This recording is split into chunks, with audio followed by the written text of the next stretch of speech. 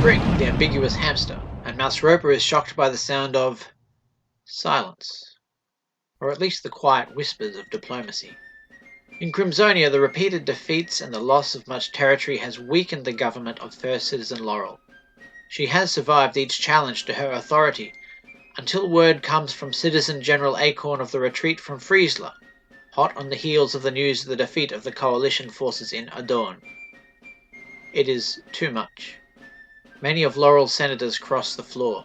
Second Citizen Paprios proposes a vote of no confidence and is successful.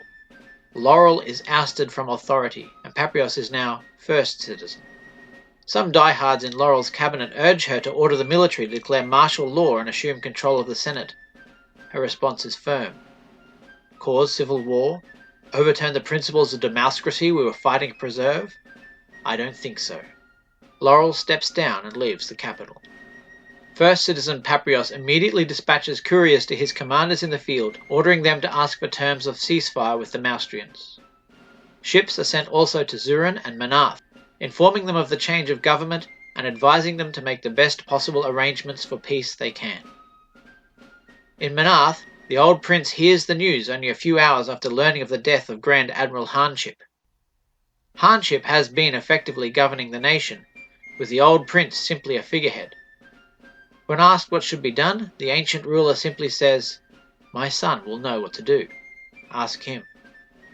The young prince, Destrin, is in command of the coalition fleet in the Long Sea, and the Maustrians are blockading the straits, with Berdanic frigates patrolling the waters. Under a flag of truce, a fast vessel makes the journey in record time, reaching Destrin just as he is giving orders for the fleet to sail and engage the Maustrians north of Stilwyn. Instead, the young prince sails for Narbak, there to inform First Consul Adalos that the coalition has failed, and Stilwyn can no longer be supported. Any Stilwynese who wishes to leave the nation ought to do so now. The Stilwynese simply shake their heads and walk away. Destrin sails for Manath, flying flags of truce. The Stilwynese revolutionary militia take everything of value they can find in the cities and disappear into the southern mountains. They will not give up their dreams of liberty.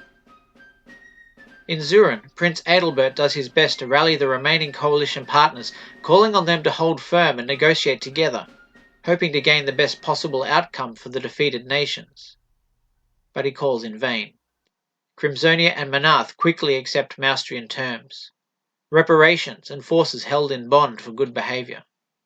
And then word comes that Trentus and West Theweba have also sought terms from the Maustrians.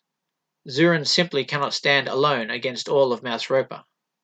The war is over. There are stiff reparations to be paid, and territory to be ceded. The Lamarca Pass will be given to Ublico, and the exact outcome between Donbara and Trentus will be a topic for long discussion at the treaty table. But the war is over.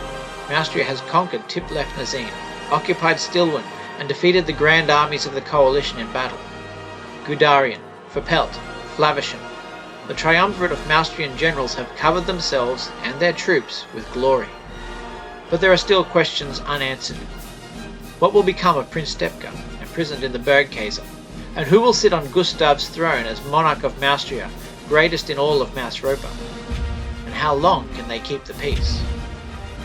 For answers to these questions and more, stay tuned for more stories from the Maustrian Wars of Succession.